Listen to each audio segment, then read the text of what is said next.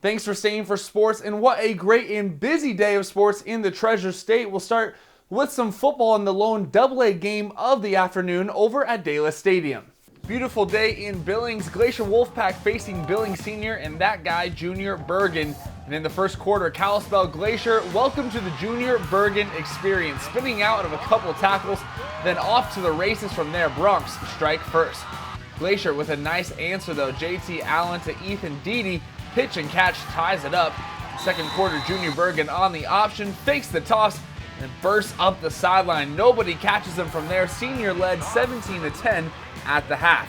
Wolfpack would even it up in the third and force overtime in this one, and the Bronx had the ball first. Here, Jackson Berkeley knocks in a field goal to regain the lead. So here now it's Glacier's turn. Patrick Rohrbach on the attempt. It's no good. Bronx take it in OT 20-17 to stay alive. Sentinel is up next. Semifinal games played today in Class A. Both of these came down to the wire. Laurel making the long trek out to Hamilton to face Tyson Rostad in the undefeated Bronx. Late second quarter, Locos up 14-0. Rostad rolls out, finds Ben Rooney for the 7-yard touchdown. That pulls one back, but with just 18 seconds left in the first half on fourth down, Laurel's Eli Abey hits Emmett Renner, barely breaking the goal line. It's 21-7, Locos at the half.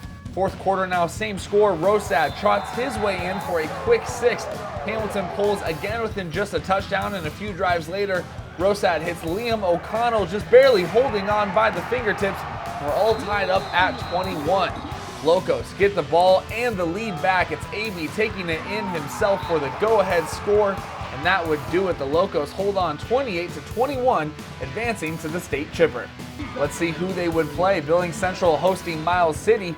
Skip ahead to the fourth quarter, Rams with a 10-7 lead, but big play here. Carson Hunter finds Damian Leadholt all the way down to the 10-yard line for the Cowboys. Rams defense holds strong. Jackson Wicker 23-yard field goal ties it up with 7 minutes to play. An ensuing drive for Central, Marcus Whitman to Junior Brackenridge. That puts him in the red zone, and a couple plays later, Whitman in on the QB sneak. Rams up 7 with 3.5 minutes to go.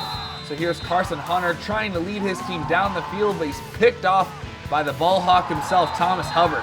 So it's an all-Eastern A final. Central hosts Laurel in the Class A state championship next weekend. Class B quarterfinals, Manhattan hosting Malta, and the Tigers dominated from start to finish. Early in the first, Caden Holgate runs one in.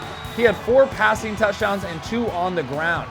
Fast forward to the end of the half, Holgate connects with Wyatt Jones in the end zone, and the Manhattan Tigers complete their 5th shutout of the season with the final score of 50-0. They go on to host Glasgow next Saturday in the semis. To Fort Benton now for 8-man action. Longhorns hosting Joliet, and in the first quarter, Jace Thompson takes a handoff 5 yards out. That puts the Longhorns on the board.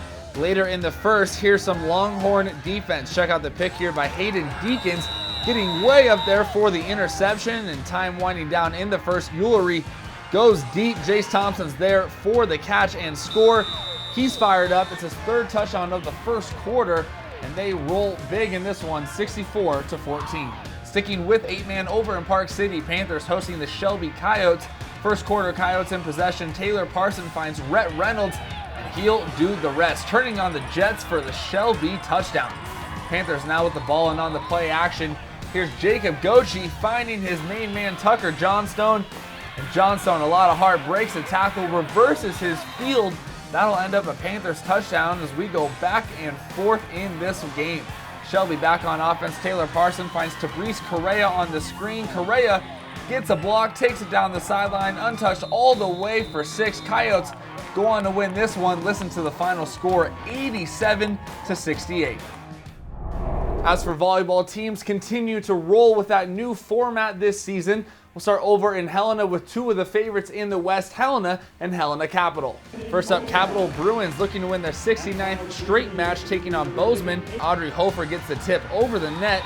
And you can't go to a Bruins match without seeing a big kill from the Boise State commit Paige Barsh. She is unstoppable out there. And set point for the Bruins, Nyela Herndon gets the block. Capital wins their 69th in a row, moving on to the semifinals of the Class AA playoffs.